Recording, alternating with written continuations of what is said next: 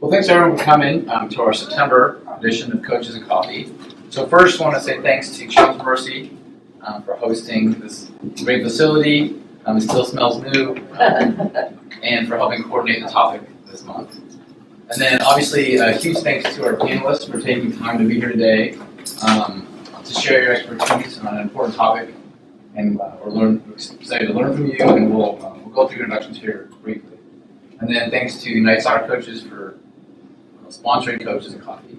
So, Coaches and Coffee is a monthly event, and its goal is for the Kansas City soccer community to be a resource to help us learn from each other, and also to kind of create a network. So if you have a question about soccer or coaching, you know who to ask or know someone who knows who to ask. So that's the main goal of this monthly event, is not only coaching education, but also to build networking, communicate our resource on. But always keep your eyes open with the topic. The topic varies quite a bit, so if you see a topic that you're interested in, please come back. Or if you see it and think someone who might be interested, please share it.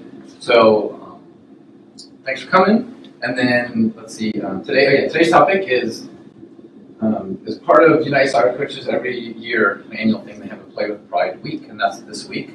And so it was quite appropriate for Coaches and Coffee. Today our topic is creating an inclusive team environment. And so I'll briefly introduce our panelists and let them introduce themselves, and then it's a really informal format that we typically do. So we have questions that we come up with ahead of time that we'll go through, but at any time during the conversation, if you have questions, feel free to raise your hand, jump in. This is our second time we're actually showing it on Facebook as well, so we may get questions coming in from around the world as well.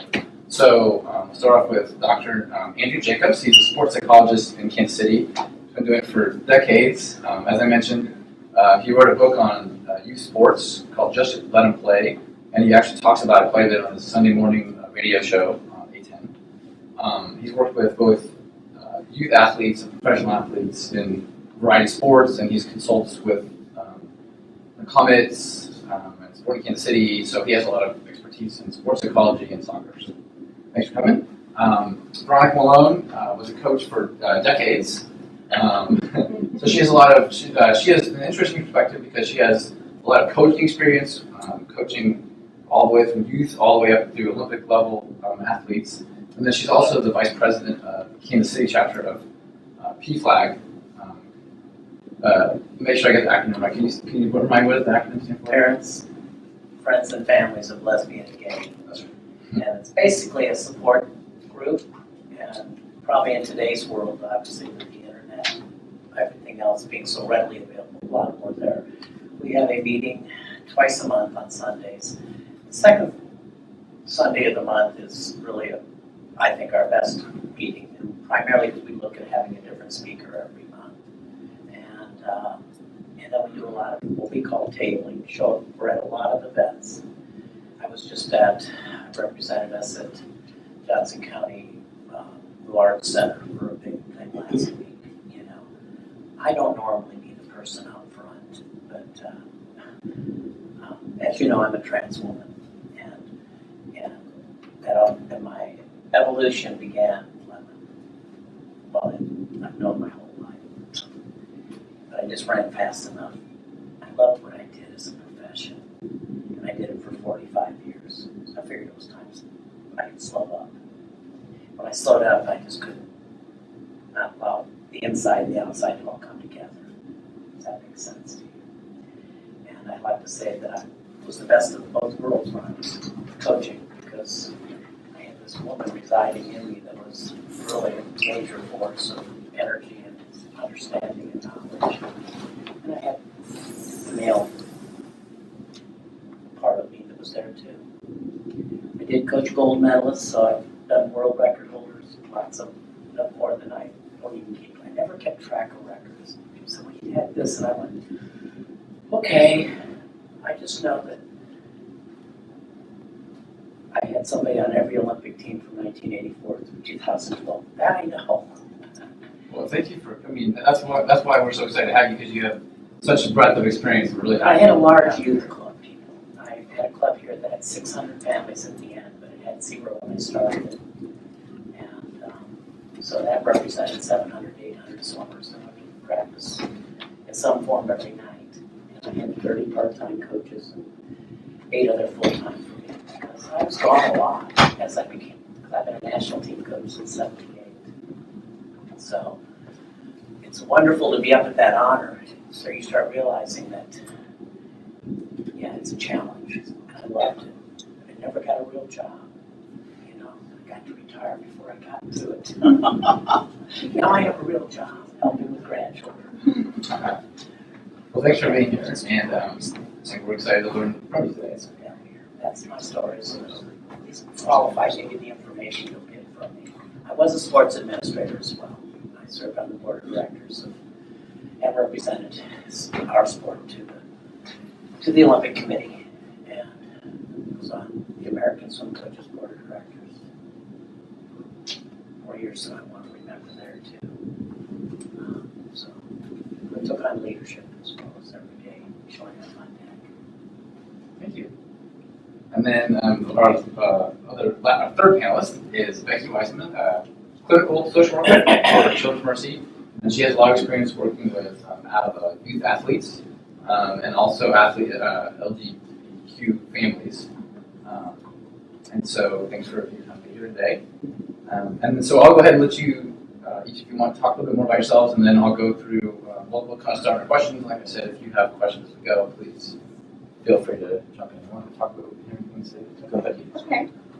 All right. Well, thank you for having me. I am new to Children's Mercy, but not to the field. I was hired here at Children's Mercy to work with the sports medicine department, primarily to work with athletes who may be recovering from injury, and kind of had their world change a bit from maybe practices every day and games and their social group to then really not being able to participate in that for injury, concussion, things along those lines. So just helping the athlete and the families deal with those changes, as well as just working with athletes who are on a competitive level and what that takes, the stresses that it takes on the families and on the athletes.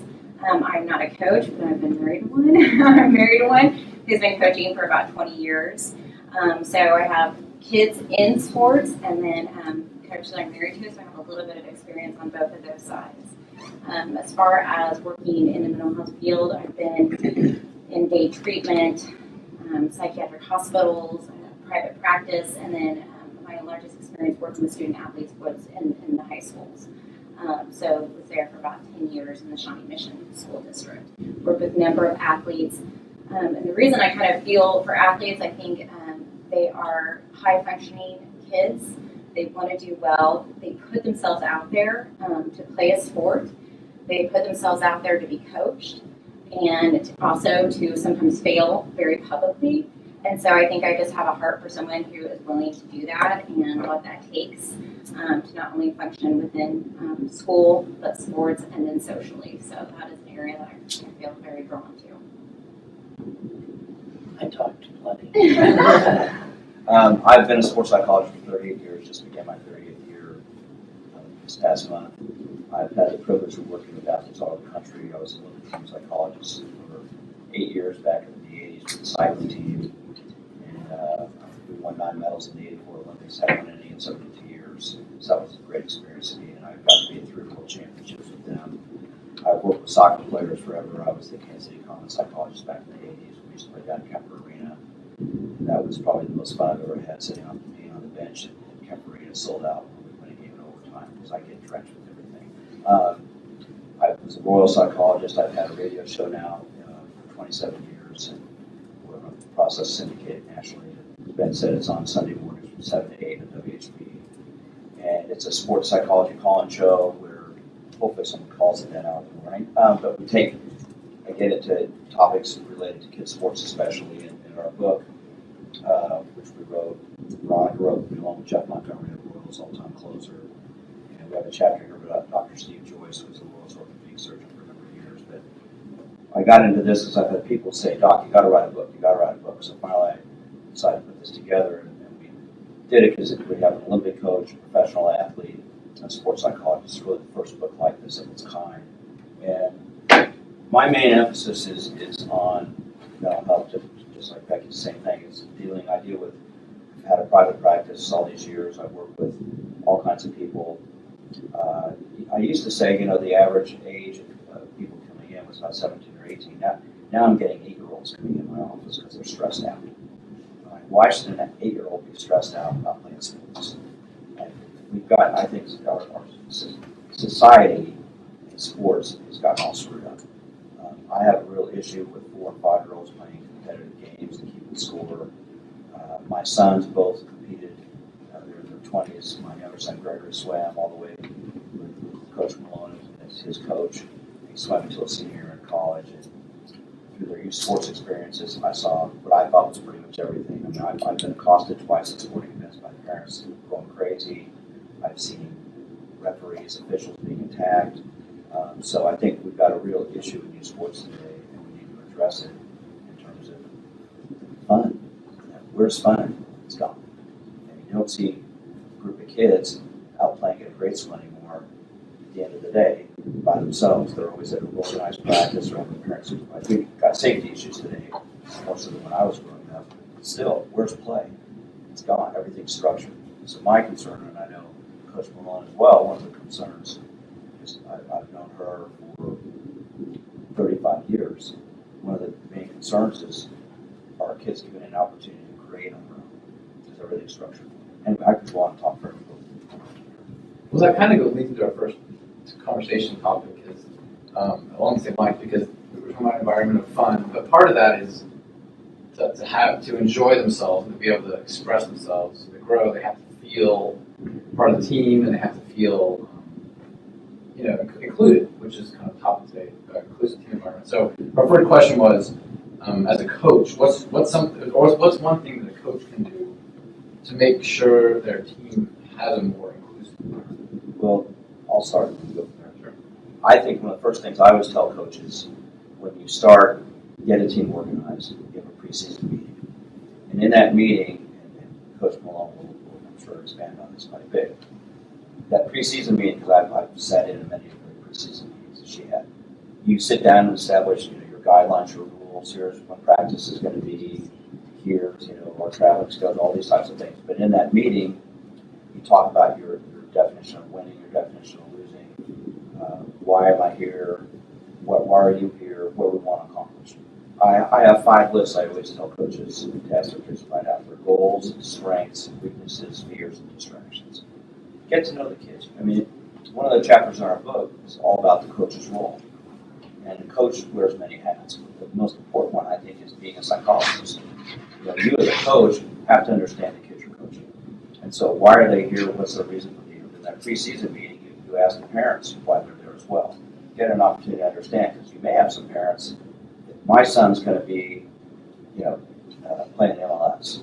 Oh, they're 18. Well, we're just here to learn skills. Yeah, but they're going to play in MLS. Well, you know what? Maybe you better go to another team. I mean, in that preseason meeting, you can eliminate a lot of the problems, like playing time and what do you say to your kids after a game, those types of things. I think it's important to expand on that. But I know she could go on a long time with that, because I've listened to her meetings for hours. I said I was going to be quiet today. But you're next. I am really big on very quick, solid picture words.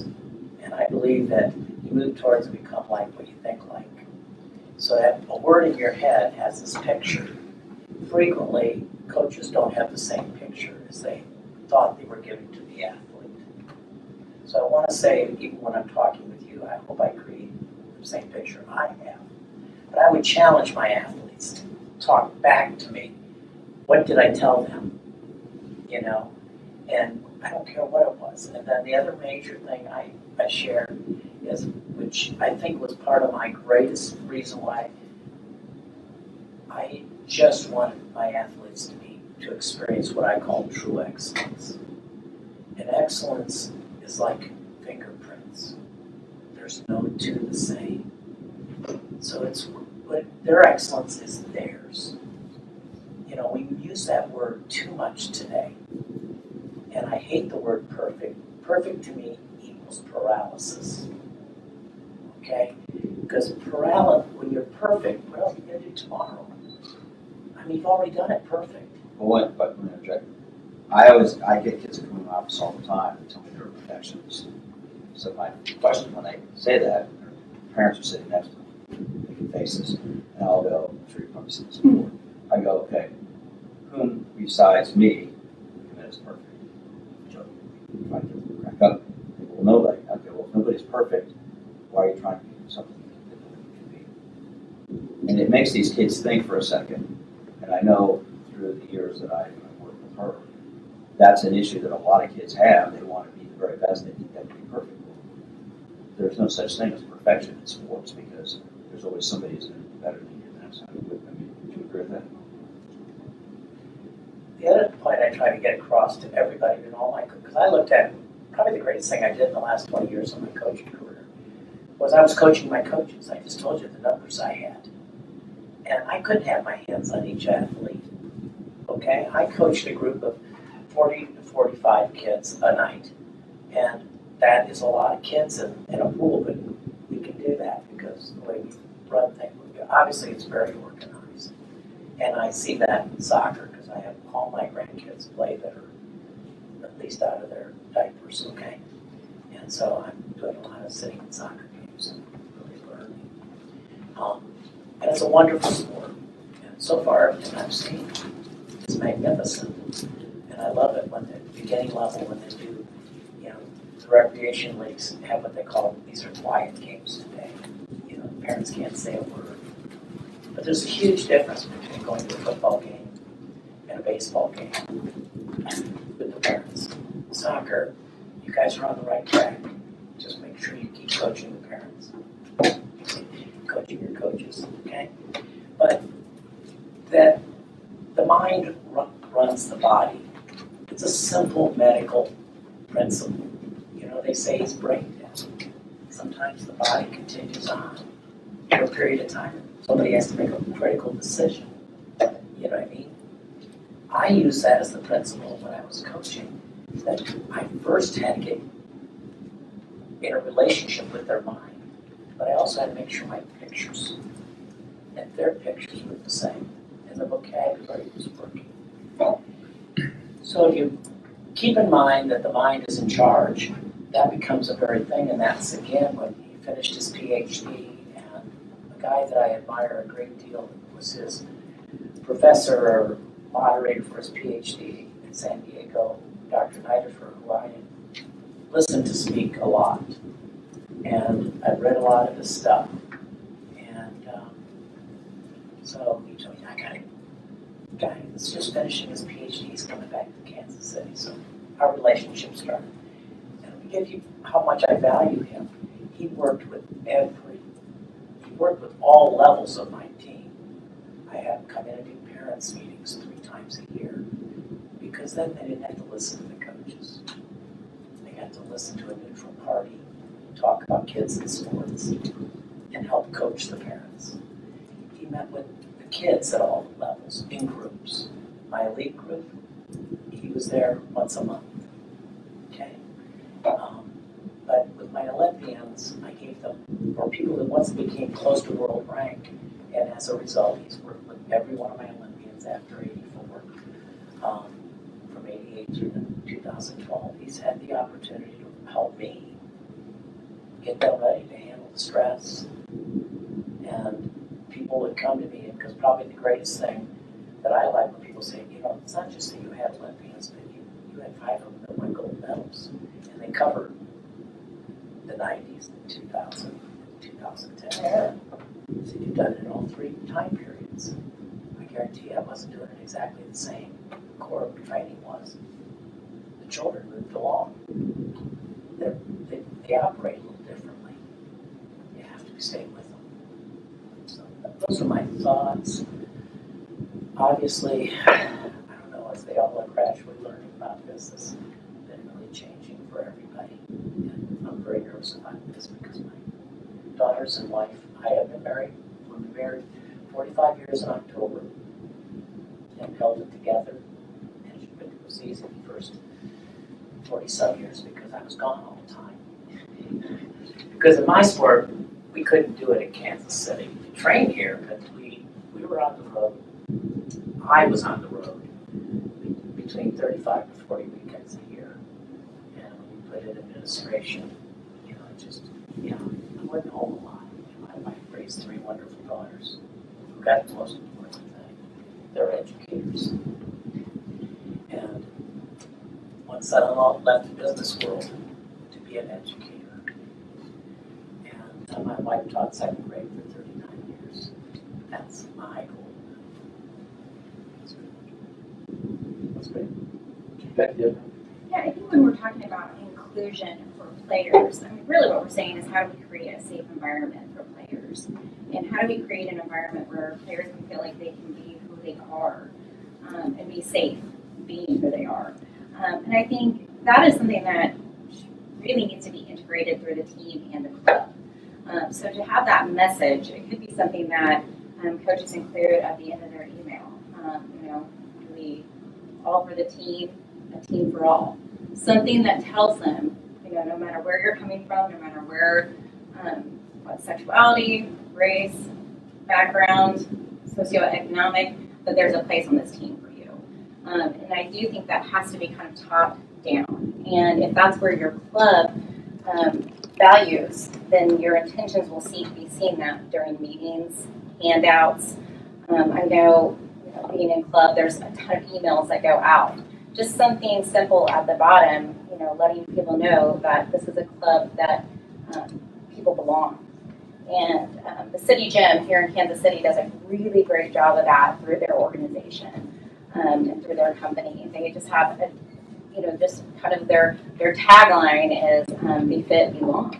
And I think that in itself says this is a safe environment now. This creates a safe environment. So speak up. Okay, thank you. So I think that's one thing that coaches can do to say we are an inclusive group. We will keep you safe here. We can't promise that you will never be uncomfortable. We can't promise that we will be able to stop everything before it happens, but to let you know this is a safe place for you. And I think that's a way to create an inclusive environment for your players. I think that's so important because long before it became so much out there with everybody else. I think if I had to go back, people say, well, what were the ingredients? And I would tell you that was one of the biggest things I put together from the time I had my first some families, that we were a family team. We weren't here to win national championships. We were here to experience the Olympic dream.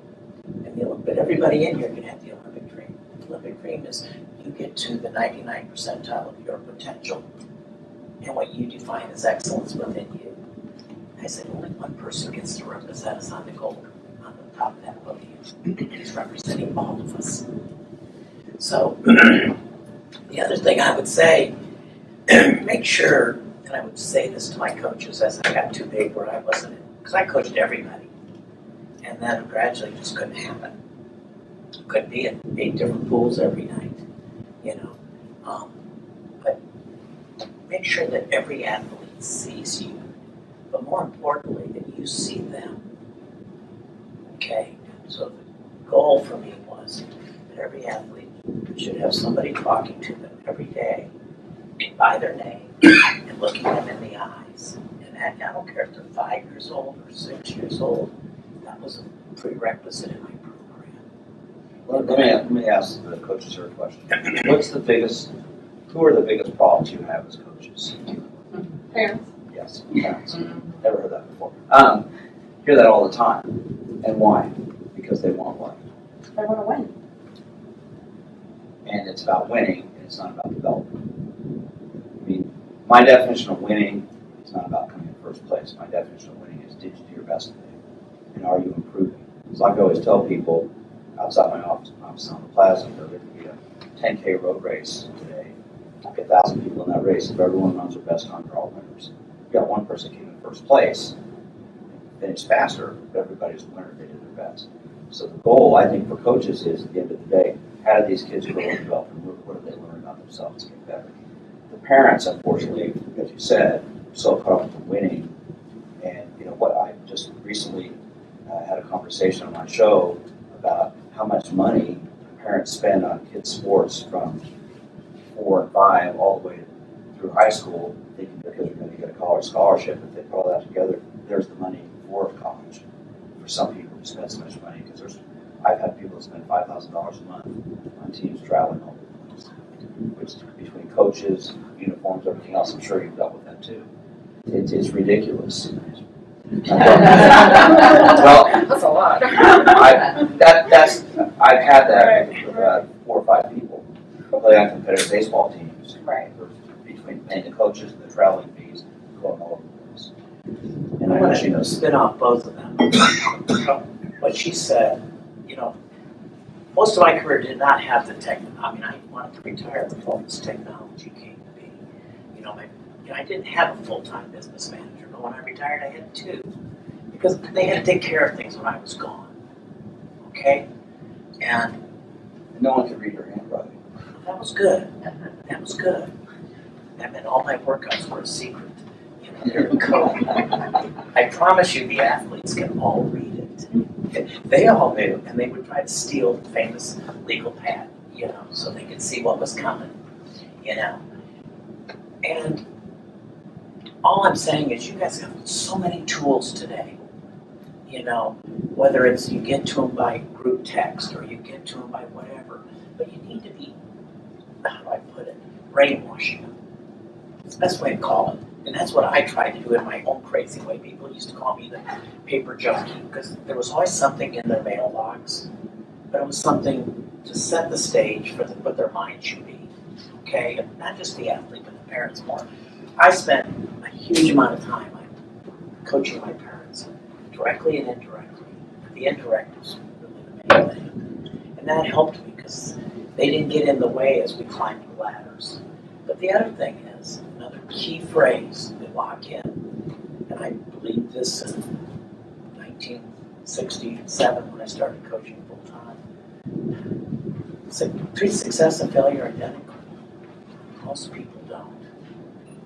They spend more time belaboring failure and losing than they do what they did when they were winning.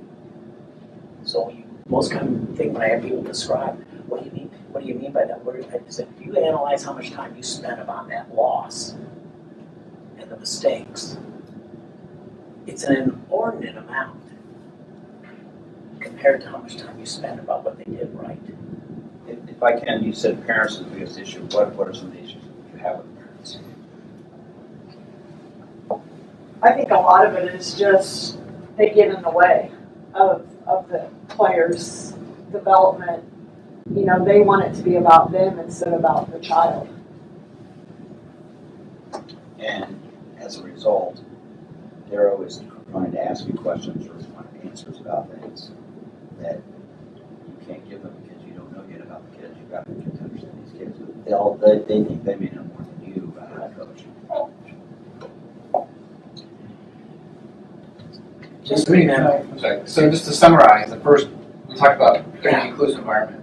So kind of set it up from the beginning, have the team meeting, set the expectation, and then what you said was help the athlete understand that their journey will be different than everyone else. They're not expected to be a certain way. There is no perfect. So if they're different than everyone else, that's okay as long as they're striving for excellence in their own way. And then kind of what you said is to follow up, basically make sure that what you talked about at the beginning of the season, all season long, you explain it, you reinforce it. So those are things we can do to make it inclusive. Can you give an example of things that you've seen that coaches do that make it not inclusive? Like what's one thing that you would have coaches watch out for maybe, or maybe things they don't even realize they're doing, especially if we're talking about this topic. What are things that coaches do that they may not even realize are helping making their players or families feel excluded that they could maybe be aware of? Well, let me just say this and let them both comment. I have a saying, a good coach checks his or her ego at the door. It's not about the coach, it's about the athlete. But you can apply that to the parents. You need to get that point across to them, that this is not about them. I said, thank you for providing the genetics if they didn't adopt their child or if they didn't foster. Sometimes that's easier. And I said, but I had a game I played throughout my career, and I challenge all of you, go home, get your birth certificate out, okay? But I want you to make sure you read the front of it. Look at all the information that's there. Flip it over. There's nothing on the back. Life is not guaranteed. You got the gift and the ticket to life. The rest of it's up to you. You've got to get that across to your parents, you know, because that you gave them a ticket, that's the most wonderful thing in the world, but allow them and provide them a safe environment to grow and find out who they are. I like to describe what I did was, yes, I coached in a certain sport, but that was, I look at sport as a vehicle. It's a vehicle to find out who you are, what you are, and what you can do. And it's developing that work-goal relationships. And when you make winning your goal, then you're not going to do it. And I can tell you, from 1978 till 2016, my program never lost the local championships, which was held 2 years. After the new coach, I have a lot to say about how he goes about business, but it isn't happening anymore. Think about that. How many, you know, that's a dynasty. I should be really impressed with that. I was, you know, that was just a result. It wasn't a goal. If we really achieved excellence, we'll win more than our share. Okay? And even when you go to that game, the goal should be to play the best you can be. And that was, we had a couple things we put on the back of our shirts. Our commitment to excellence. Those were the only two things I allowed on any of our team shirts. Because those were the messages. Okay, we had banners hanging in the pool. Best you could be. Every time you pick their head up, they see it. Those are the kind of things you can do that set the stage. And I know you can do it in soccer. I know you're all over the place. I rented pools. I didn't own one. I had them in Lee Summit. I had them up north. I had them in Blue Springs. Most of them were in Johnson County every night. We used all these different city pools. I'm doing the same thing all the soccer clubs are doing. Finding a place to do it. I always said finding grass is a lot easier than finding water. Okay? But those are my messages that are really important, and I think what she was saying, safe, that should be somewhere in whatever you're putting out every month, or it's in your newsletter, but it's got to be in your words. It's got to be how you work with your athletes and your parents, so it rings. It's subliminal imprint, you know, and you move towards become like what you think like. Real simple. I would challenge myself. Am I doing enough to shape that? So if your focus is on winning, then you're missing some of the details that make you feel included. It's who they are. So you don't notice when they're dejected or they're feeling a certain way. If you're thinking, well, they didn't execute that what we worked on properly, you're not thinking about like how it's impacting them, how they're acting, maybe what's happening outside of the team. So your focus on winning in a way makes it less inclusive because you're not as focused on them as an individual and what they're going through. Is that? Well, a great example was 1996. We had a young lady by the name of Catherine Foss who won 2 gold medals in the Olympics at Atlanta. And she went to Bishop Gage High School here in town, and I've known her since she was this big. And she spent a lot of time working with me, with her parents, as well as with Coach Malone. Coach Malone and Catherine came on my radio show about 2 weeks before she left for Atlanta. And back then it was on the middle of the day, so I got phone calls from people awake at that point. But anyway, we got a call from a guy asking, because she talked about her goal for Atlanta, I'm going to go and compete and do the best I can, and hopefully win a medal, hopefully it'll be gold, but my goal is to do my best. And the guy called up, and I don't know if you remember this, guy called up, an older gentleman who said, well, wait a minute, you're supposed to go to the Olympics to win the gold medal, that's the whole reason you're there. None of this try your best stuff. You really won the gold. She goes, sir, no, if I go and I swim the best I can, I'm going to dead last, I'm going to be disappointed. But if I did the best I can, I'll be gratified with myself because I know I did my best.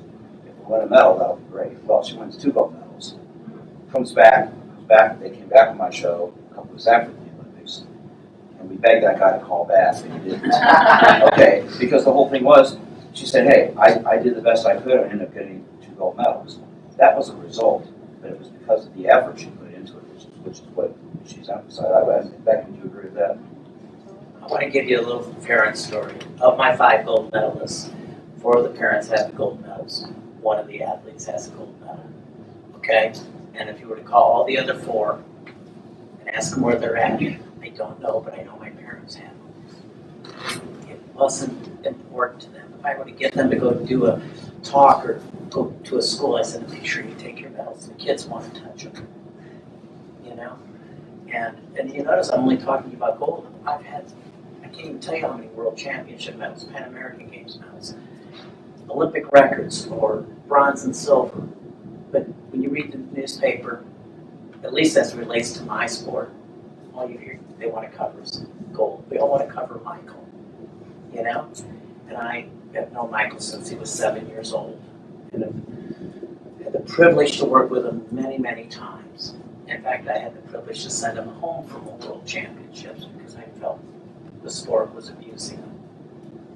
And I promise you, NBC was not happy with me.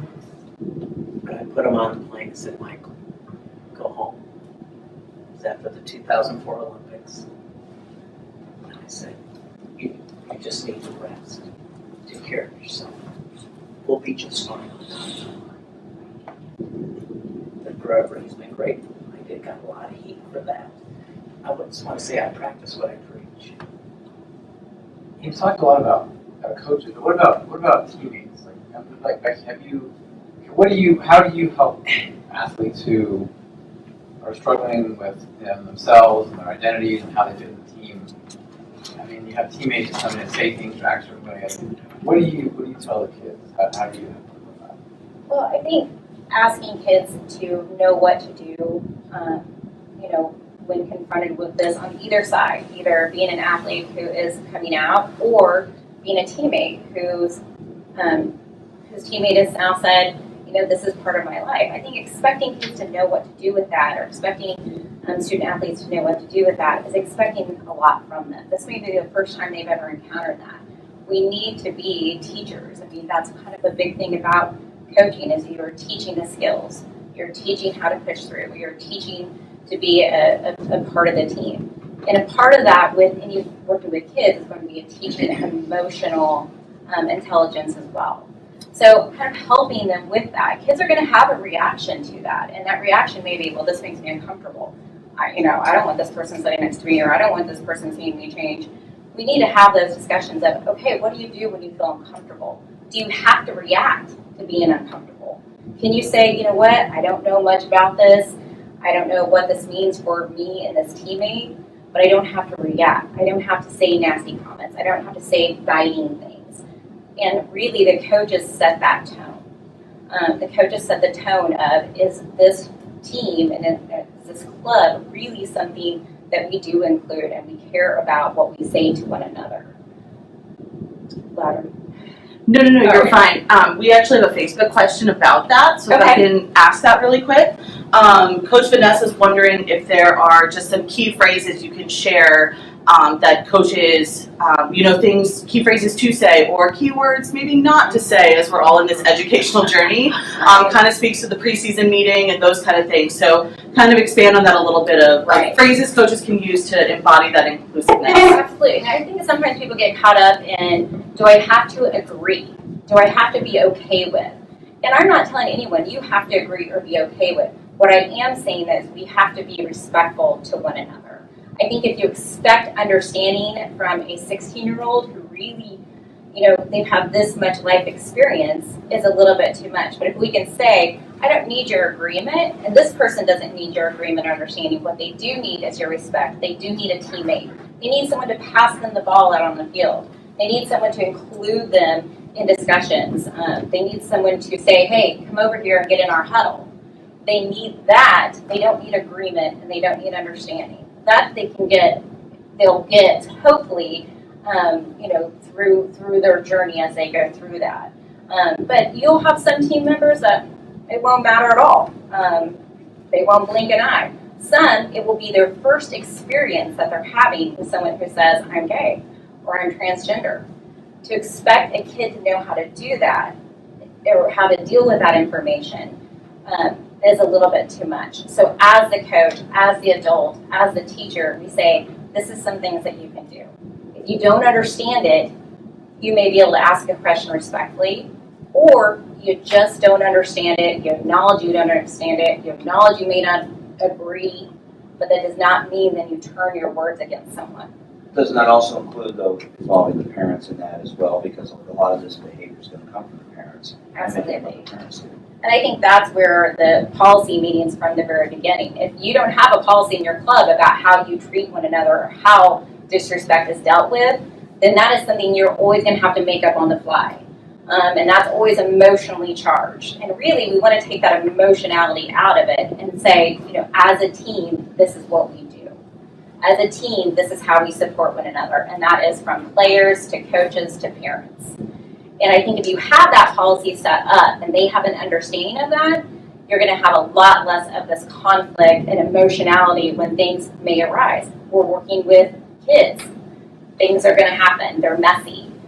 So being able to say, this is what we do, this is where it was stated, and this is what is explained, here are the expectations, then you're going to prevent a lot of conflict, but you're also going to allow them to have some areas of growth. And the areas of growth is, I can have a feeling, I can have a thought, and I don't have to react to it. So that is where their growth can happen when they are learning about one another as people. One of the things that I have experienced many times in so many different sports, and a lot with soccer, I work with a college soccer team where we've got kids from 10 different countries on that team. So how do you bring everybody together? When I worked with Kansas City Comets back in the 80s, when I got hired, we had guys from 10 countries on that team. And some guys didn't speak English very well. So it's whether it's a sexual issue, a sexuality issue, a race issue, a religion issue, a nationality issue, how do you bring everybody together? If you're here to play soccer, what's our goal to play soccer? Have fun and develop and get better. There are going to be differences. Obviously, everybody has differences, but it's about the communication. It's about, and that respect thing is a big part of this. And one of the big issues, today I had a soccer referee on my radio show a couple months ago named Brian Barlow down in Tulsa, Oklahoma. Some of you may have heard of him. He has a Facebook page where he has encouraged people to send him videos of out-of-control parents at games. Some of you have seen that. Okay. And he started this in November, and as of a couple months ago, he had 4,000 videos sent to him. He's paying $100 a video, so he's probably broke. But out-of-control parents. And I watched this. I mean, it's ridiculous what's going on about, as you mentioned earlier, about the parents. So I think it goes back to, as a coach, your job, as I said earlier, a coach wears many hats. You're a mentor, you're a guide, you're a psychologist, you're an instructor, you're a disciplinarian. Okay. But most importantly, I said earlier, you have to be a psychologist. You have to understand where everybody's coming from. How are you going to integrate some kids, maybe because their sexuality is different, or their color is different, or their religion is different? How do you integrate them all into play soccer? I know a lot of the professional teams I've been with, we got people from all over the place. And everybody has to learn how to play together and respect each other. And the teams that succeed, the athletes are able to push that stuff aside. Okay, the teams that don't, that's where a lot of the conflicts come up. And that's all the way from the professional all the way down to the sport. I'm sorry, we're getting a little short. I wanted to make sure we cover this question. I feel like it's something that would be helpful. So from your perspectives, if there was one thing that like a young athlete who was dealing with, dealing with gay, or if they had one thing that they would like to tell, like their coaches and their teammates, like if there's one thing that they just wish that everyone could know, or they could tell them, but they wish that they could just stand up and tell everyone this one thing, help them understand what would it be. I know there's more than one thing, but what is one thing that would be important to them? I don't think there's one thing. I think the key is if you create an environment that they feel they can stand up and tell the team.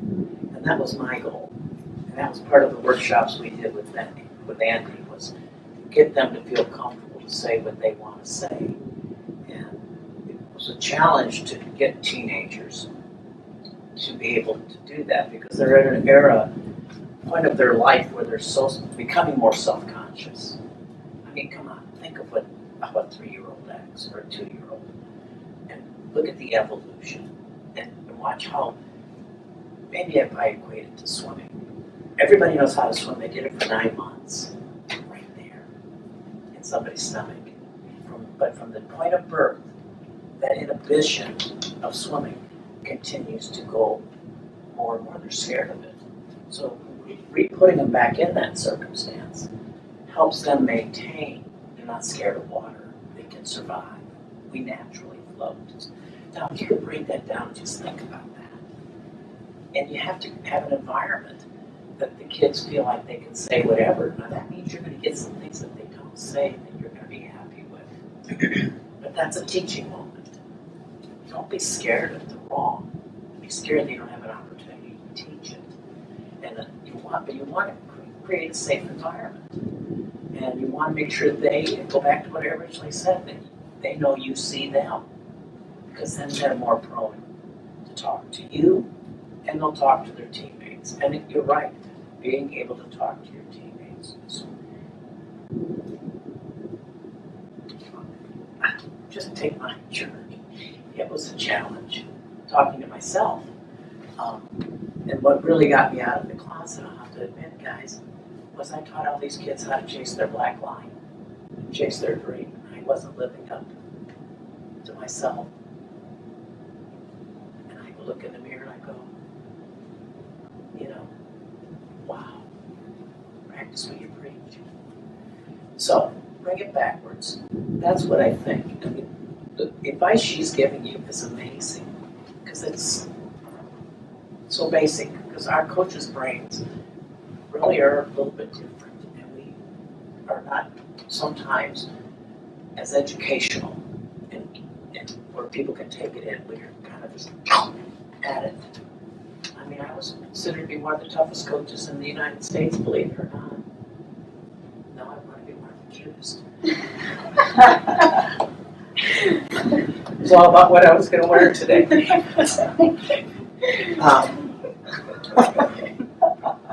I've known this individual for a long time. That's a statement I've never heard. Andy's had a real hard time since I started this path. But there is not any secret other than you're creating a world where they feel they belong. And they feel safe. And they know they're seen. And if you're not getting it, make adjustments.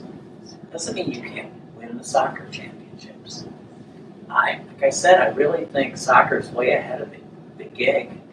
You haven't locked the parents out of sitting there and watching practices. And swimming went through that era.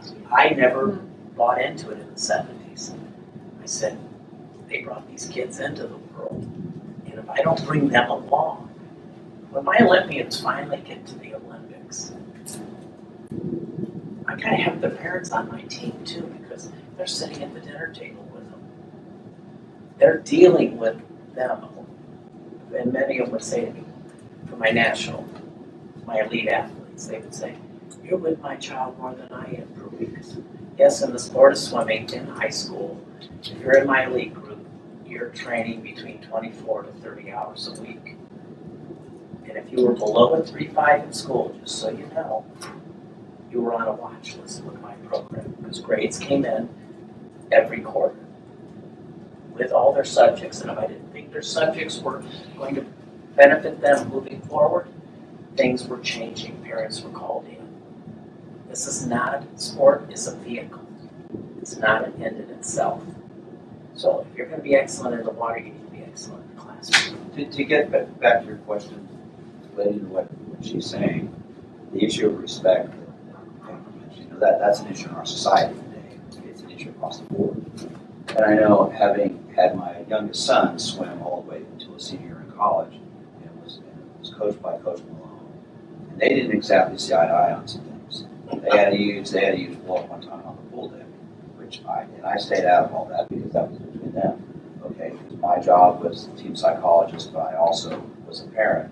And when my son got involved, because when Catherine Fox won her gold medals, there was a parade in town. We got to sit in the back of the pickup truck. With my kids, and my younger son was so enamored with this. He goes, "I want to be a swimmer," and indeed he did. And he went through the entire program, and I let him deal with Coach Malone on his own, as we discussed.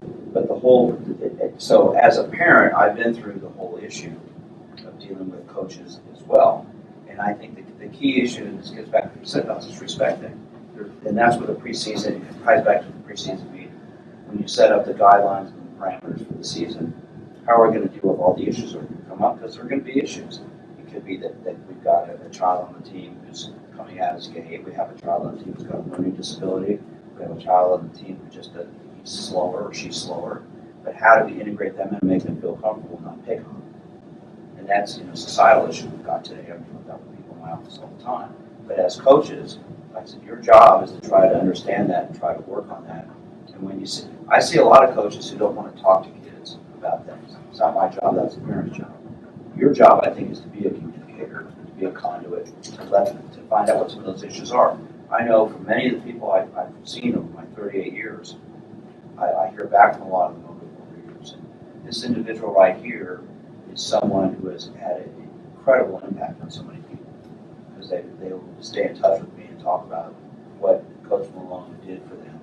And she mentioned the issues of commitment to excellence. That's what the program was about. And I think with all these youth sports teams that I'm seeing, the youth athletes, I'm sure Becky, you're seeing the same thing.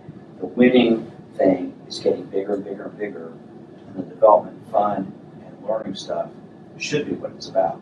But we're so focused on results, we're not focused enough on I talk about focus on effort instead of focus on results. FOE versus FOR.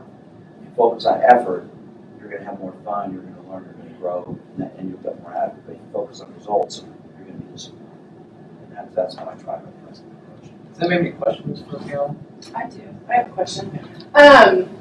So looking at this from a club level, how do you feel about the idea of the leadership in the club needing to get ahead of this? Where, because if a lot of our clubs right now haven't had that phone call from the parent saying, "I have a transgender daughter and she wants to play on one of your girls' soccer teams," and so instead of clubs having to scramble to make a decision in that moment, what are some resources for our clubs where they can kind of get ahead of that, so that a coach isn't out on their own trying to make those decisions on, I just had a player that has announced the team or has come out as gay or lesbian.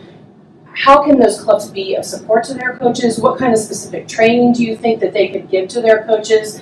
High school, I think, is even probably in that question a little bit, even though you've got school districts involved, so that's a little bit different. But I think specifically for clubs, how can they be of support to the coaches that work for them so that those coaches aren't on their own and so that you aren't in a panic trying to figure out what to do?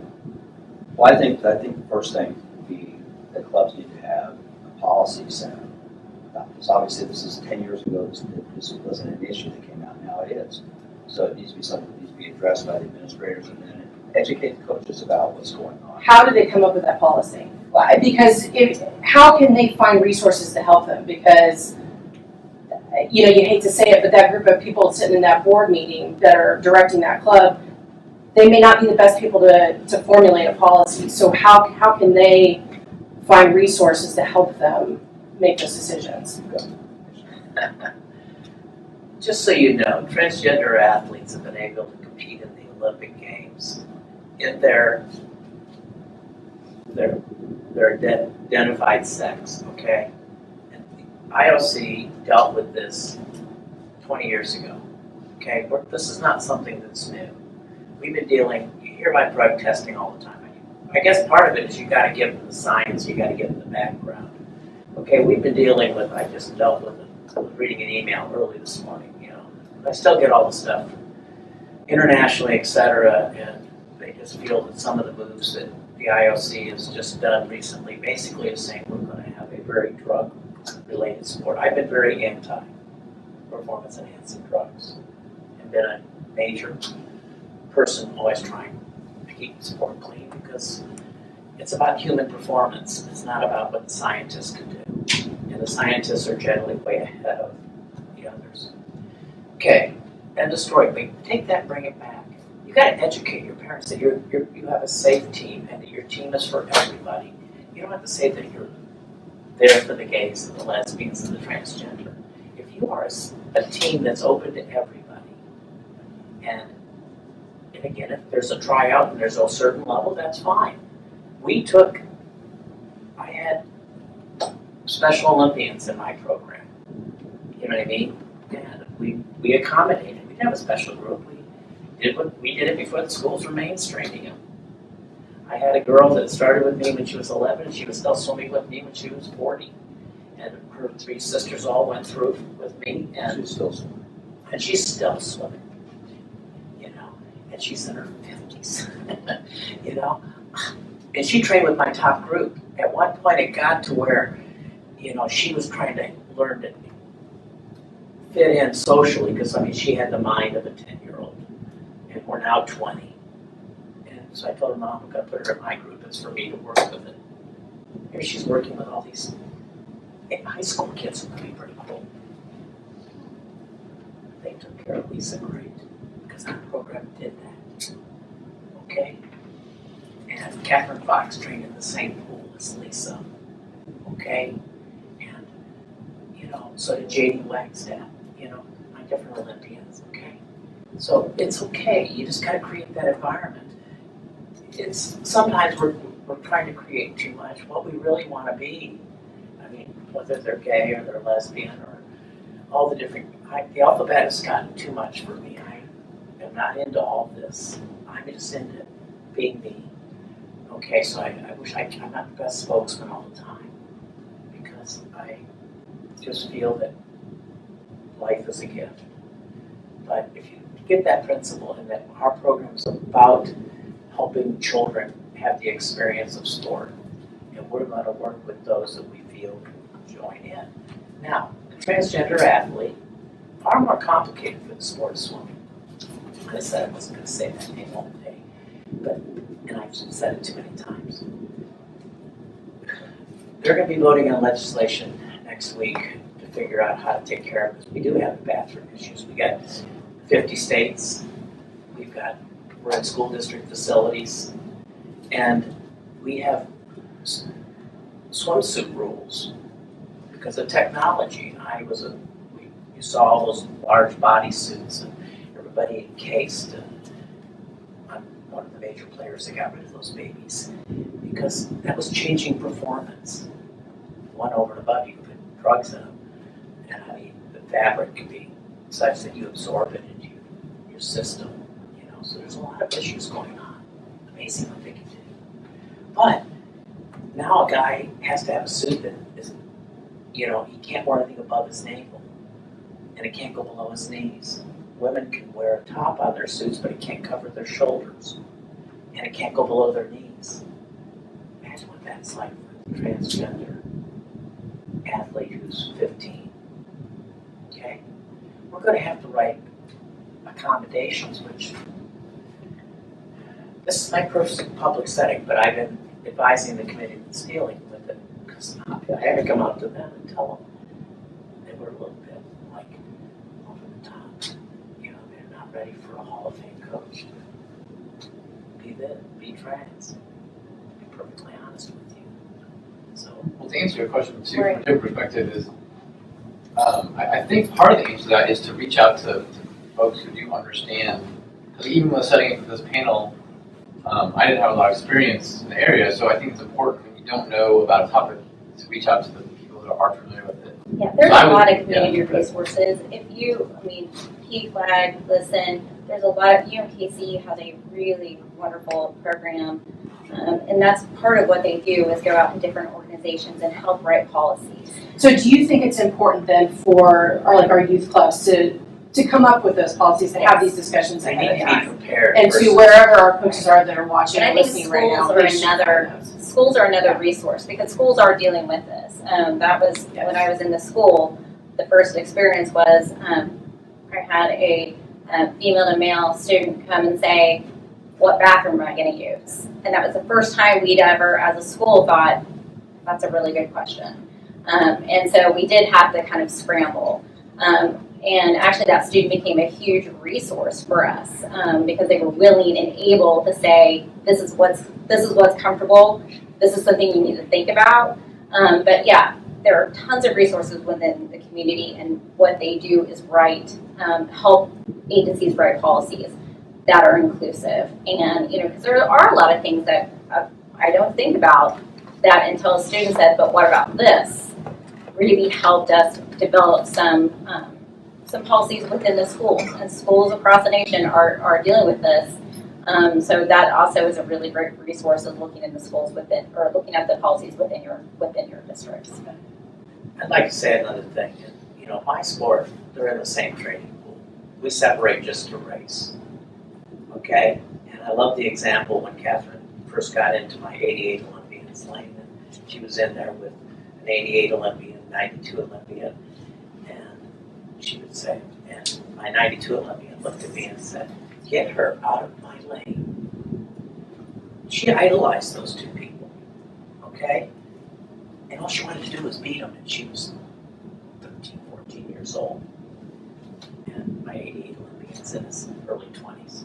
92 is still a teenager, still a high school kid. You know what I mean? And so we just have always treated boys and girls equally in our sport. We just have to divide them up to race. And we understand their differences, okay? So I see soccer where the girls can play. I don't know at what point the girls can't play soccer on the boys' team. I don't know where that breaks. But I know I see it at the youth level when I'm out there watching my grandchildren. And I assume it's because they want to play at a higher level and they're happy with this club and this coach and they want to play at a certain skill level. I'm good with that. Now you're getting to the other problem. How do they really know that? And I said, how do they know they wanted to swim? Or how do they know they want to play soccer? How do they know they like mathematics better than they know English? We all trust them in those kind of decisions. And we trust them in, I like spaghetti better than I like lasagna. You know what I mean?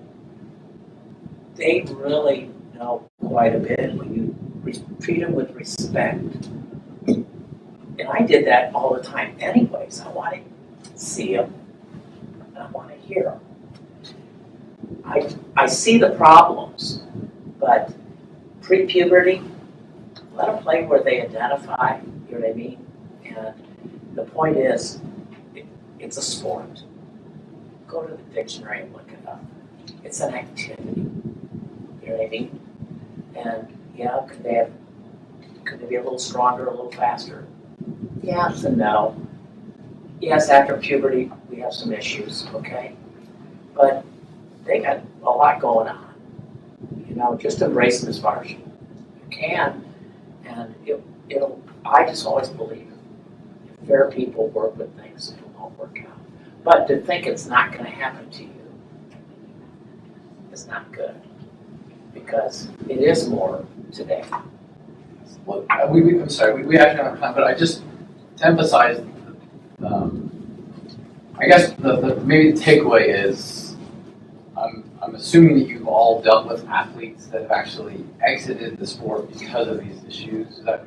So the whole idea here is we don't want to drive athletes out of what they love and are good at because they don't know how to handle these issues. So I guess if you have a coach or family who's experiencing this and considering, leaving the sport, or if it's impacting lots of other parts of their lives, like what resources would you send them to help deal with this? Let's wrap up the last question.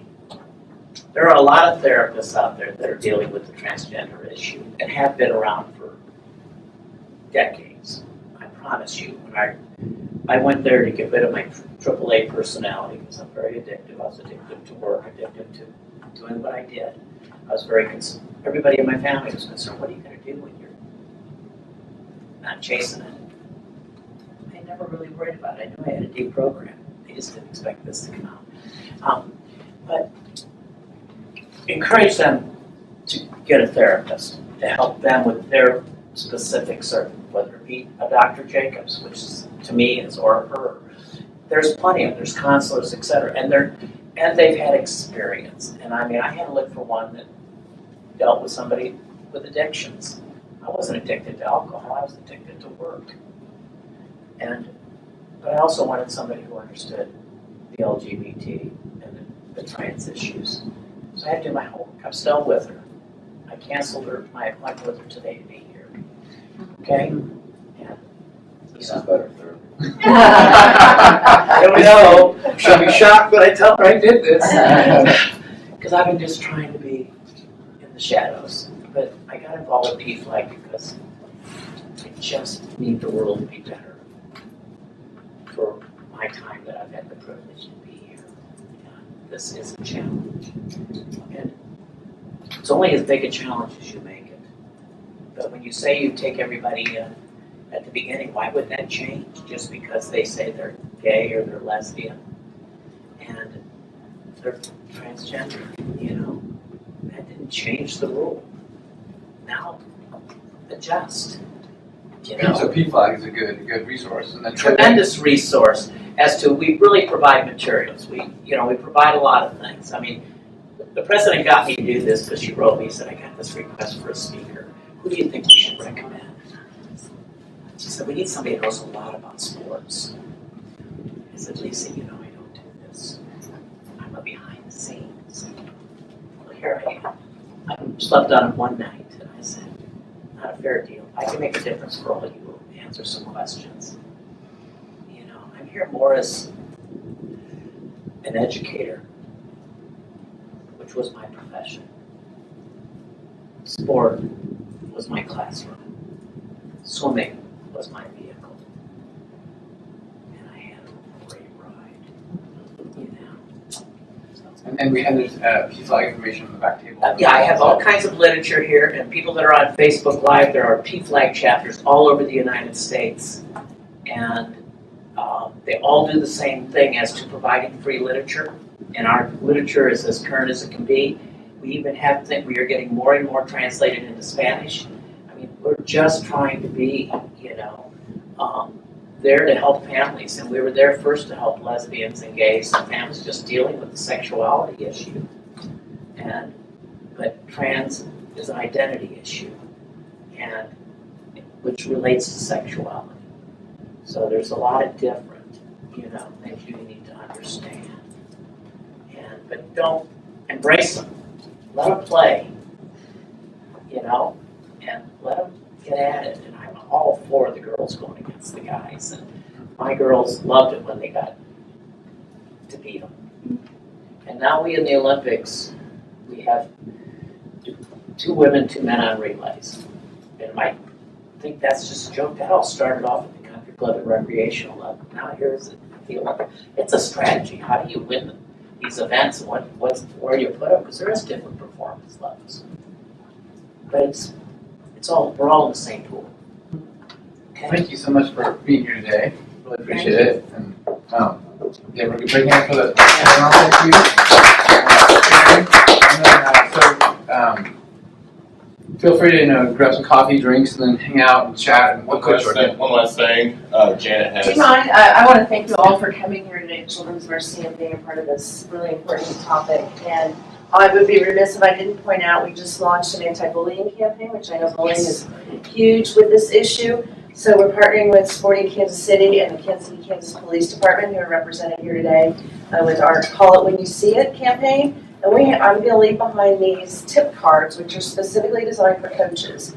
And it mirrors everything that they have said today here about the strategies for building awareness and preventing bullying at the team level. And here's some things that coaches can do. Those are back there on the table. And for those of you on Facebook Live, you can go to redcardkc.com to get the same information. So thank you again for coming over to Children's Mercy today and for all the great information and for your attendance here today too, and some of our great partners from the community and on the internet. So thank thank you for putting it Thank you, on. Ben, for being a good Facilitator Thanks for coming. I too. appreciate it. It's a great position to have this conversation. Yeah.